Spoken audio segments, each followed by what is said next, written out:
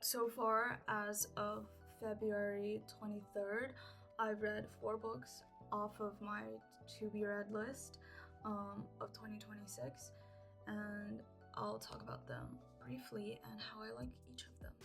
And I will not spoil the story for anyone who wants to read them. I might be looking down because I have my notes here.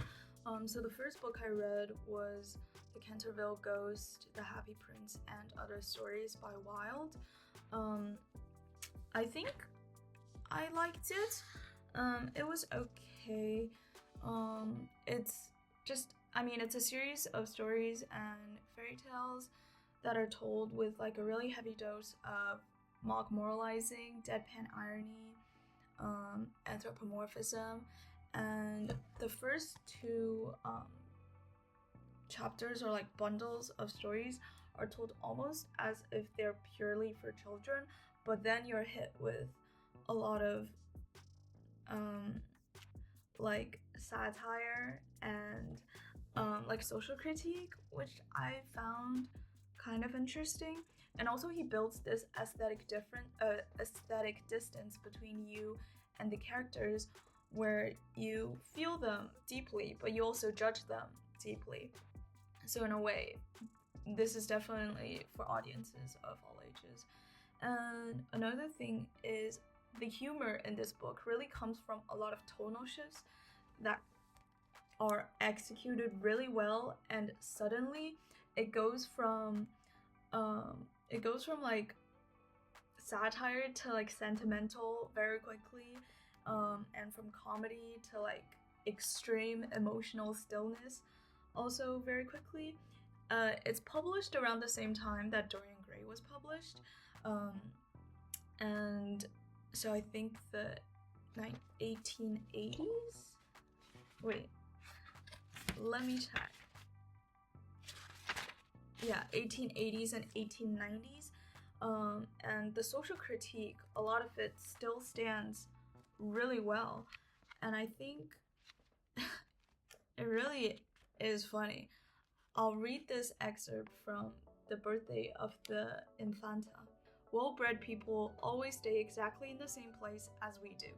No one ever saw us hopping up and down the walks or galloping madly through the grass after dragonflies. When we do want change of air, we send for the gardener, and he carries us to another bed. This is dignified, and as it should be. But birds and lizards have no sense of repose, and indeed, birds have not even a permanent address. But overall, it's extremely well written.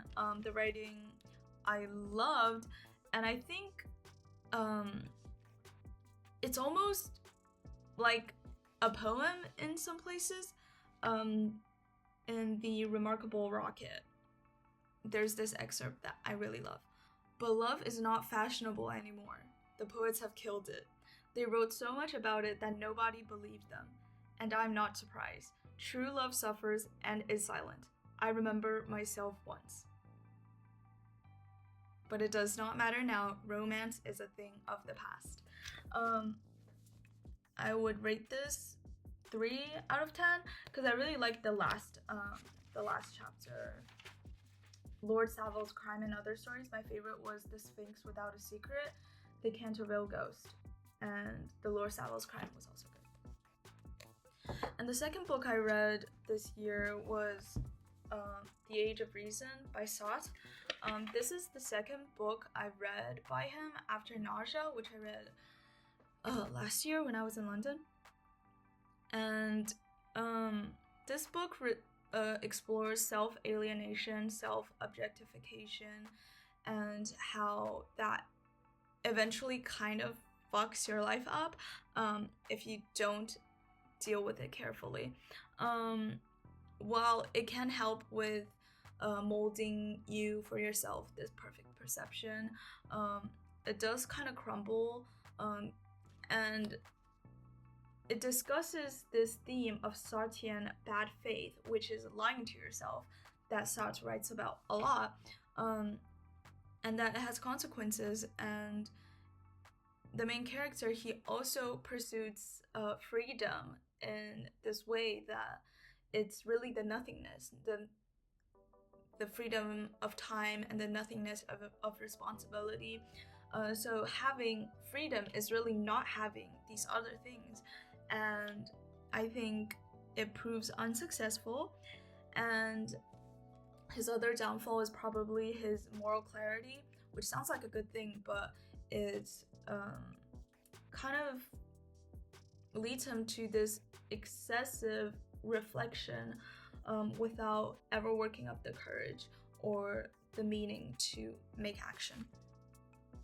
And the main narrative, is Matthew, who compartmentalizes his life really well. His sex life and his work life is met with a problem where his mistress Marcel is pregnant. So he tries to find 4,000 francs to get her a legal abortion.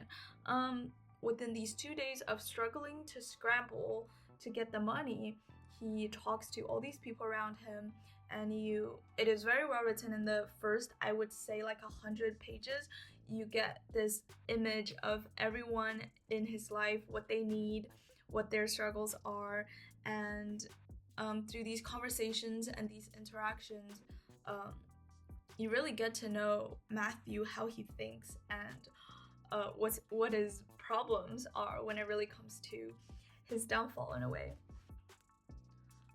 There's this short excerpt I think really demonstrates Matthew, the main character's pursuit of freedom as nothingness really well when he's talking to his mistress Marcel. This is on page 13, so it's very early on, no spoilers. I know, says Marcel, it isn't an aim, it's a means. It helps you to get rid of yourself, to contemplate and criticize yourself. It's the attitude you prefer. When you look at yourself, you imagine you aren't what you see. You imagine you're nothing. That is your ideal. You want to be nothing. To be nothing? Repeated Matthew slowly. No, it isn't. Listen. I recognize no allegiance except to myself. Yes, you want to be free, absolutely free. It is your vice. It's not a vice, said Matthew. It's what else can a man do? And he really struggles with this idea for the majority of the book.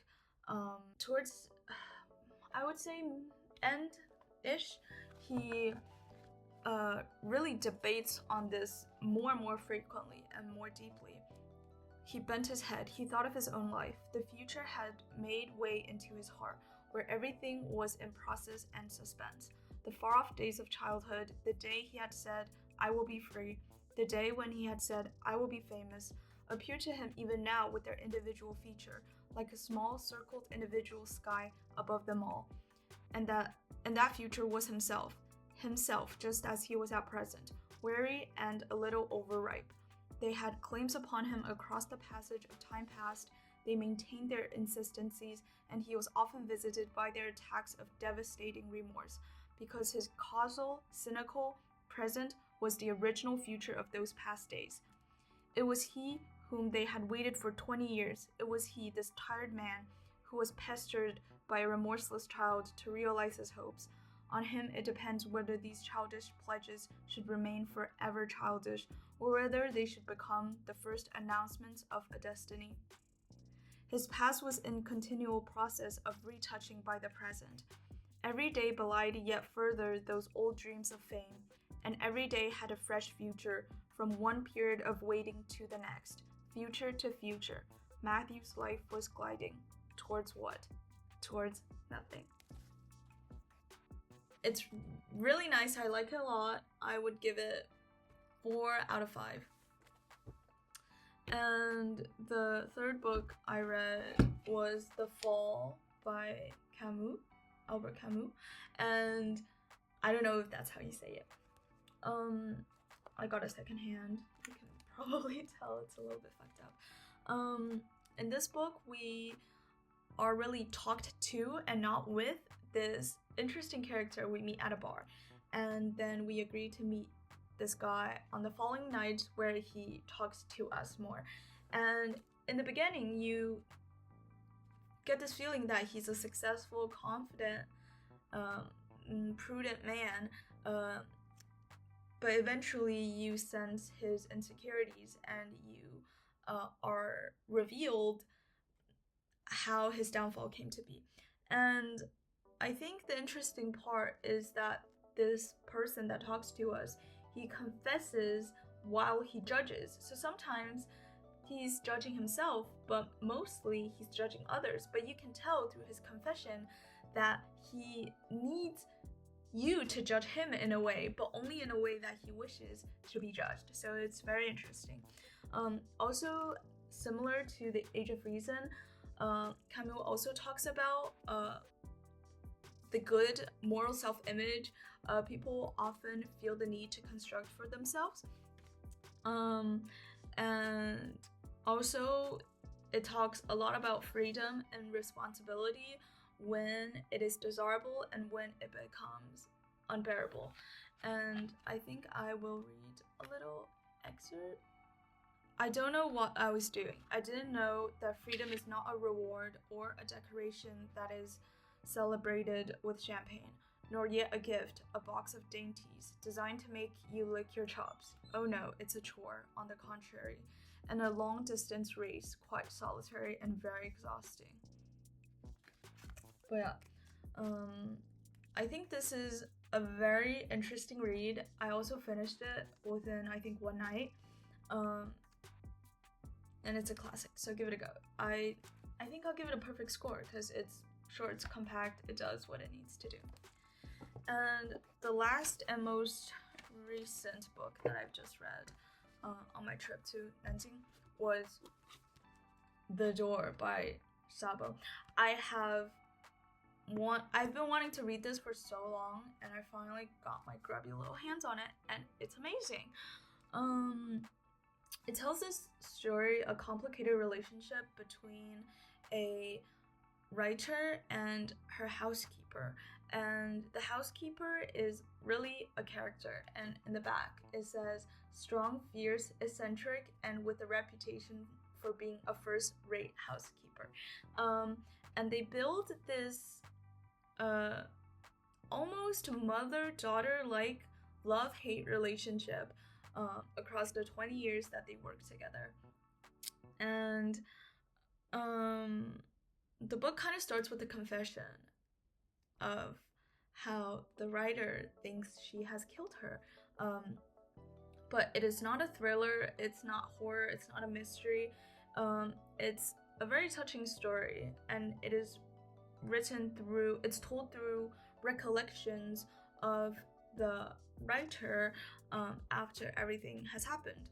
And it's called The Door because the housekeeper, Emerence, is a very secretive woman, and she does not allow anyone to enter her home, which leads to a lot of suspicion of people on the streets, wondering what's inside her house. And the main conflict of the story also involves the writer trying to get inside the door.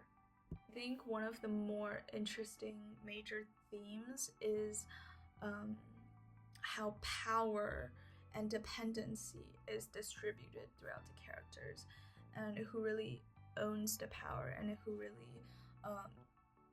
decides what is best for everyone. It's amazingly written. I don't want to say too much about it because I fear I will spoil it. But yeah, this also gets a perfect score. Okay, grocery store time. We're going to make cowboy caviar, so we gotta get fresh ingredients because we have nothing in the fridge. Ta-da! There's not really much you need. You just need cucumbers, onions, bell peppers, tomatoes, sweet corn, the most important ingredients, and also like pinto beans. I didn't put pinto beans in mine today because it just needed extra prep that I was not ready for. You have to soak them and then also like boil them, and it takes so long. Anyways, the dressing is just lemon juice, vinegar, what else? Like vegetable oil, some salt, pepper, and hot sauce. And yeah, it was yum. I also made a lemon and lime water, and it was amazing. So yeah, day one was a great success. And I almost forgot. Job update. No job still. Still unemployed. Alright, see you tomorrow.